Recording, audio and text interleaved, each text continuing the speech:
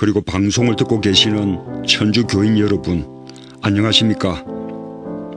더불어민주당 대통령 후보 기호 1번 문재인입니다. 여러분들처럼 저 역시 천주교 신자입니다. 부산 영도에 있는 신선성당에서 초등학교 3학년 때 영세를 받았고 세례명은 디모테오입니다. 결혼식도 신선성당에서 올렸습니다. 제 어머님은 올해 90이신데 여전히 신선성당에 다니십니다. 어머니께서 주신 묵주 반지는 20년 동안 한 번도 뺀 적이 없습니다. 6.25 전쟁 후 가난했던 시절 생각이 납니다. 성당에서 강냉이 가루와 분유 같은 구호식량을 배급해 주었는데 수도복을 입은 수녀님들의 모습이 제 눈엔 천사 같았습니다. 지금도 수녀님들을 보면 성스럽게 느껴집니다.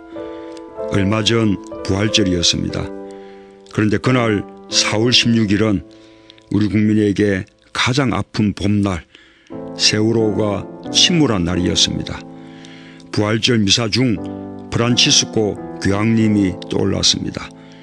세월호 침몰 넉 달 후에 방한하신 교황님은 유가족들을 위로하셨고 노란 리본을 다셨습니다.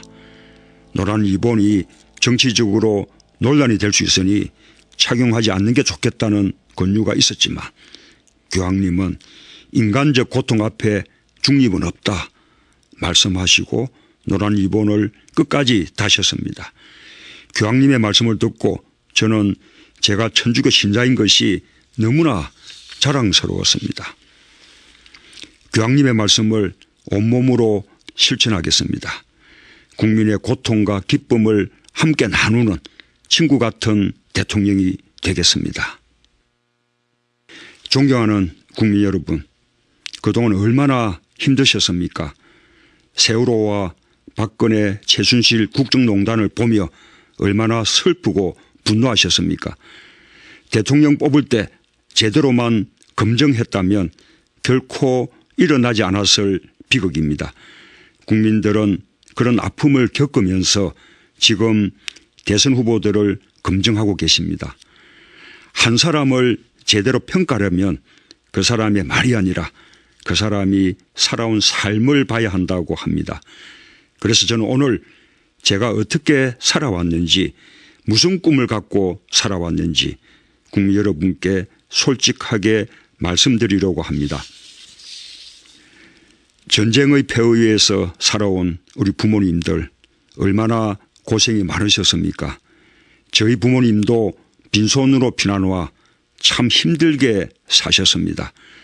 어머니는 거제에서 부산까지 그 먼 길을 저를 등에 업고 달걀을 머리에 이고 팔러 다니셨습니다. 아버지가 장사에 실패한 후엔 어머니가 집안의 생계를 책임져야 했습니다. 시장에서 좌판 장사를 하기도 하고 연탄 역할을 끌기도 했습니다.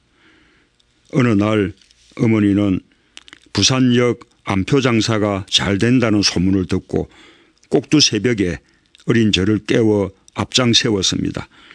그런데 암표 장사하는 분들을 오랫동안 지켜보시고는 그냥 빈손으로 돌아오셨습니다. 부산역까지 꽤 먼 길을 둘이서 걸어갔다가 터덜터덜 돌아오던 그날을 평생 잊을 수 없습니다. 제가 나중에 왜 그랬냐고 여쭤보니 어머니는 그냥 못하겠더라고 답할 뿐이었습니다. 어머니는 자식에게 차마 부끄러운 모습을 보이고 싶지 않았던 것입니다. 저는 가난 속에서 일찍 철들었습니다. 돈이 전부가 아니라는 가치관도 가난 속에서 생겼습니다. 제가 공인이 되었을 때 저 스스로에게 엄격하려고 노력했습니다. 청와대에서 일할 때는 학교 동창회에도 나가지 않았습니다. 참여정부 기간 동안 변호사도 하지 않았고 사회이사나 법무법인의 고문 같은 것도 일체 하지 않았습니다. 사람들은 이런 저를 두고 너무 고지식하다고 하기도 합니다. 하지만 저는 앞으로도 이렇게 살아갈 것입니다. 저는 원칙을 지켜도 손해보지 않는 세상을 만들고 싶습니다. 상식대로 하면 성공하는 세상을 꿈꿉니다. 국민 누구나 정의를 눈으로 보고 귀로 들으며 피부로 느끼는 세상 꼭 만들겠습니다.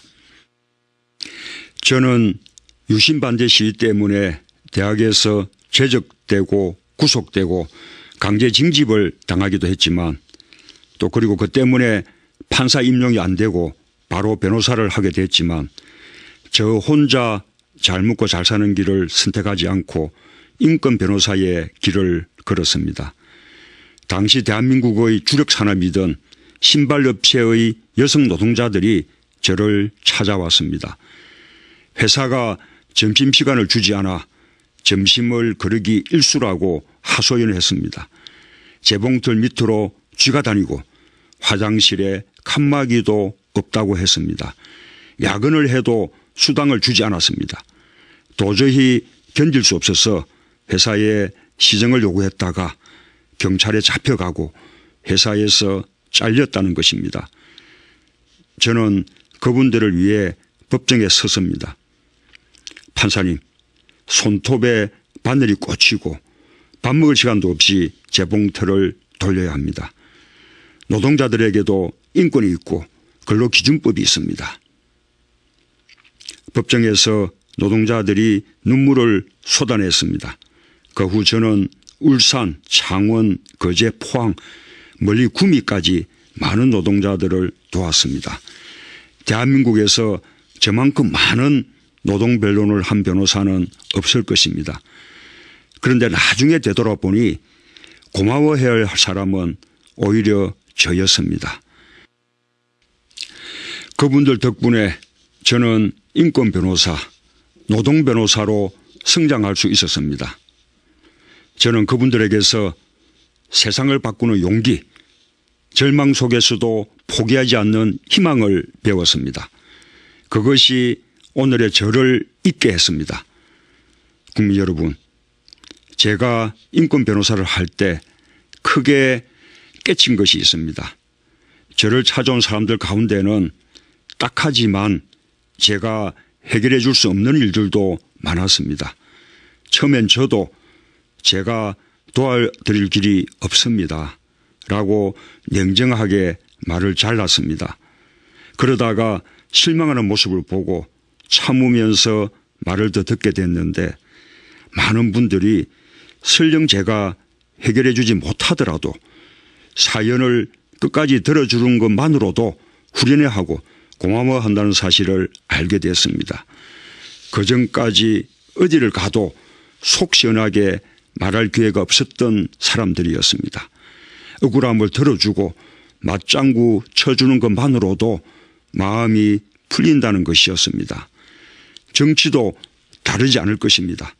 저는 말 잘하는 정치도 중요하지만 끝까지 경청하는 정치도 중요하다고 생각합니다. 경청이야말로 최고의 소통입니다. 지금은 어느 때보다 국민을 위로하는 정치가 필요한 시대입니다. 저 문재인 국민과 눈을 맞추며 경청하겠습니다. 국민과 소통하는 대통령 되겠습니다. 국민 여러분, 경험보다 더 큰 재산은 없다고 합니다. 저는 참여정부 5년 동안 국정 운영을 두루 경험했습니다. 민정수석을 2차례 하고 시민사회 수석과 비서실장까지 하면서 안보, 국방, 외교, 복지, 문화, 행정 등 국정 운영 전반을 모두 경험했습니다. 2003년 2월 대통령 취임식을 일주일 앞두고 대구에서 지하철 화재가 발생했습니다. 192명의 희생자가 발생한 대참사였습니다.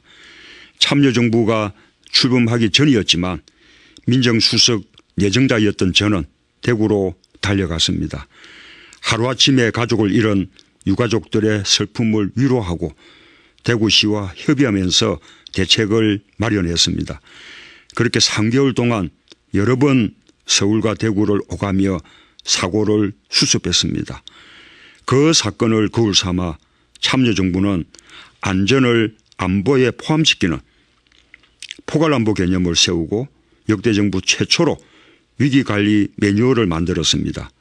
지하철의 좌석 등 내장재를 전부 불에 타지 않는 불연재로 교체하고 재난관리 시스템을 구축했습니다. 세월호 참사 얼마 후 그때 만났던 유가족 가운데 한 분이 연락도 없이 제 집에 불쑥 찾아오셨습니다. 세월호 참사를 보면서 제가 생각났다는 것입니다. 그분과 이야기를 나누면서 국민에게 국가가 무엇인가 다시 한번 생각했습니다. 2007년 남북 정상회담도 제게는 큰 보람입니다. 저는 준비위원장으로서 북한을 상대하며 회담의 실무를 이끌었습니다. 회담이 자초될 위기도 있었지만 차분히 준비했고 북핵 폐기를 포함하여 분단 사상 최고의 획기적인 성과를 거둘 수 있었습니다. 참으로 중요한 실전 경험이었습니다. 밖에서 비판만 하는 것만으로는 절대 할 수 없는 소중한 자산입니다. 저 문재인은 준비된 후보입니다.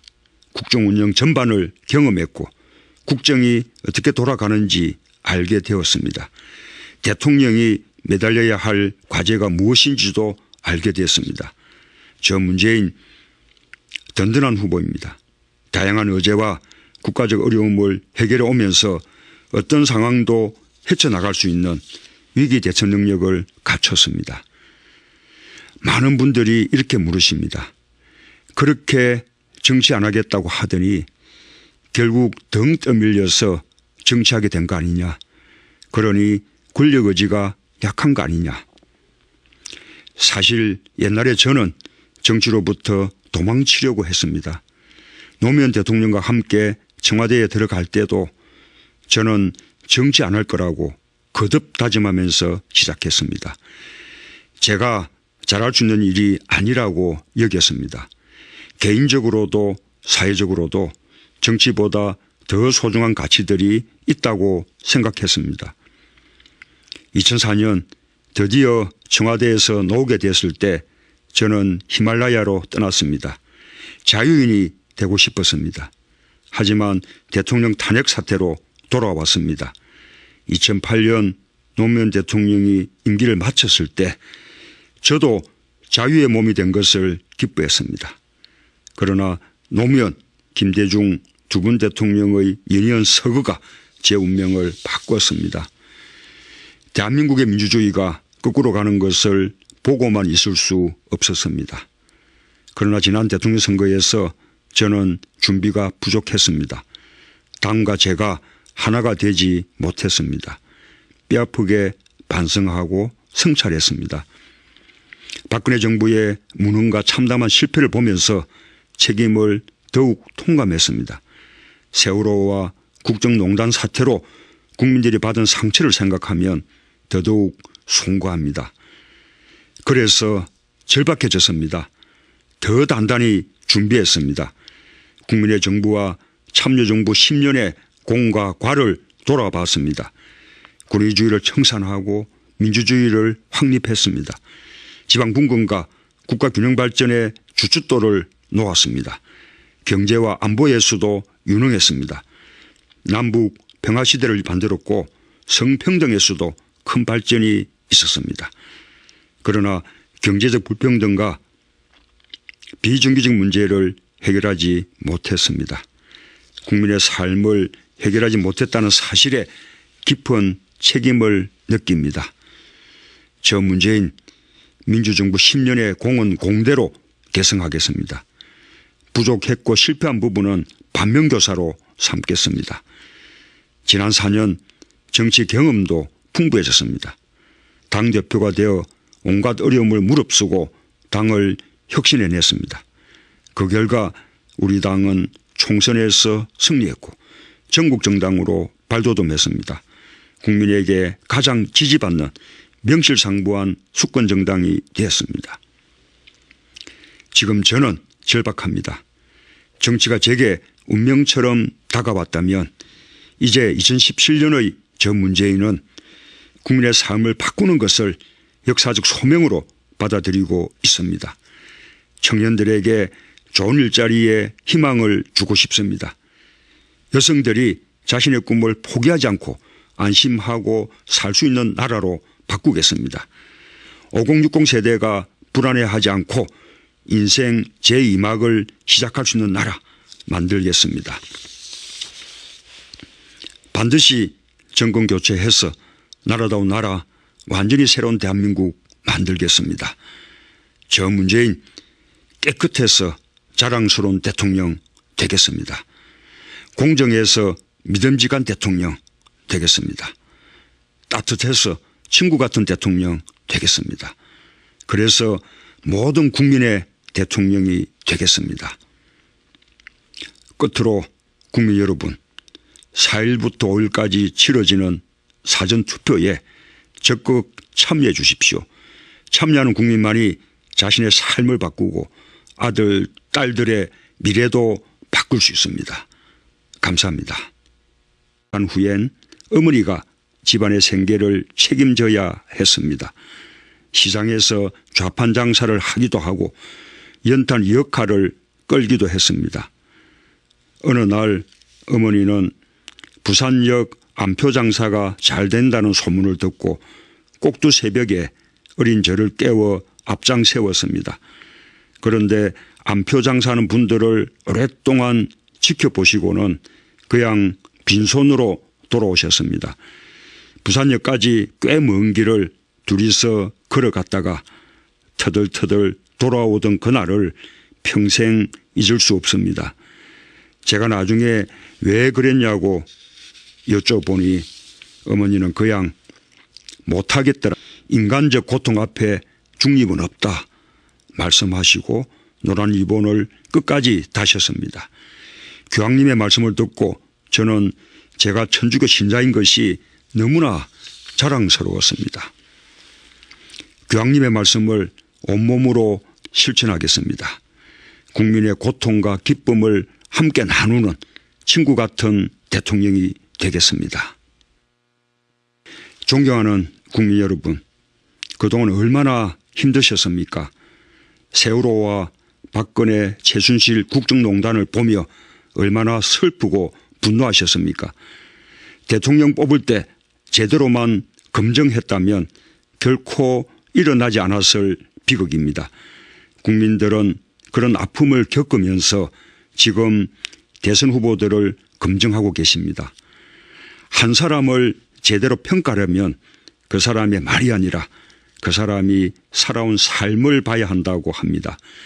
그래서 저는 오늘 제가 어떻게 살아왔는지, 무슨 꿈을 갖고 살아왔는지 국민 여러분께 솔직하게 말씀드리려고 합니다. 전쟁의 폐허에서 살아온 우리 부모님들 얼마나 고생이 많으셨습니까? 저희 부모님도 빈손으로 피난와 참 힘들게 사셨습니다. 어머니는 거제에서 부산까지 그 먼 길을 저를 등에 업고 달걀을 머리에 이고 팔러 다니셨습니다. 아버지가 장사에 실패, 그리고 방송을 듣고 계시는 천주 교인 여러분, 안녕하십니까? 더불어민주당 대통령 후보 기호 1번 문재인입니다. 여러분들처럼 저 역시 천주교 신자입니다. 부산 영도에 있는 신선성당에서 초등학교 3학년 때 영세를 받았고 세례명은 디모테오입니다. 결혼식도 신선성당에서 올렸습니다. 제 어머님은 올해 90이신데 여전히 신선성당에 다니십니다. 어머니께서 주신 묵주 반지는 20년 동안 한 번도 뺀 적이 없습니다. 6.25 전쟁 후 가난했던 시절 생각이 납니다. 성당에서 강냉이 가루와 분유 같은 구호식량을 배급해 주었는데 수도복을 입은 수녀님들의 모습이 제 눈엔 천사 같았습니다. 지금도 수녀님들을 보면 성스럽게 느껴집니다. 얼마 전 부활절이었습니다. 그런데 그날 4월 16일은 우리 국민에게 가장 아픈 봄날, 세월호가 침몰한 날이었습니다. 부활절 미사 중 프란치스코 교황님이 떠올랐습니다. 세월호 침몰 6달 후에 방한하신 교황님은 유가족들을 위로하셨고 노란 리본을 다셨습니다. 노란 리본이 정치적으로 논란이 될 수 있으니 착용하지 않는 게 좋겠다는 권유가 있었지만 교황님은